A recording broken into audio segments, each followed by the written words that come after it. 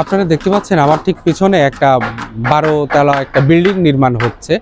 এই বিল্ডিং এখনো নির্মাণাধীন, যদিও এর ভেতরে অনেক ফ্ল্যাট এর ভেতরে বেচা কেনা হয়ে গিয়েছে, কিন্তু এখনো নির্মাণাধীন ভবন। আপনি জাস্ট একটুখানি পেছন দিকে আমাদের খেয়াল করে দেখুন যে এখানে যারা কাজ করছে এদের আমরা তাদের শিশুশ্রম বলি বা যা বলি, আমরা সেদিকে যাইতে চাচ্ছি না, দরিদ্র দেশ আমাদের, কিন্তু তাদের সামান্য একটুখানি সেফটি কিন্তু নাই সেখানে। তারা দেখুন 12 তলার উপরে কাজ করছেন, কোনো হেলমেট নাই বা একেবারে কার্নিশে এসে কাজ করছেন, যেখানে তারা পড়ে যেতে পারেন যখন তখন ধসে।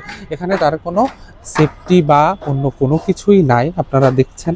তো একটা অঘটন যখন ঘটবে তখন আমাদের সবার টনক নড়বে, অঘটন ঘটার আগ পর্যন্ত আমাদের কিন্তু টনক নড়ে না, এটাই আমরা দেখে আসছি। তো এগুলো আমাদের সবারই আসলে সতর্ক হওয়া উচিত যে কনস্ট্রাকশন কোম্পানিটা কাজ করাচ্ছে যারা, তারা এখানে তাদের উচিত ছিল যে তাদের যে কর্মী তাদের সর্বোচ্চ নিরাপত্তা ব্যবস্থাটা নিশ্চিত করা।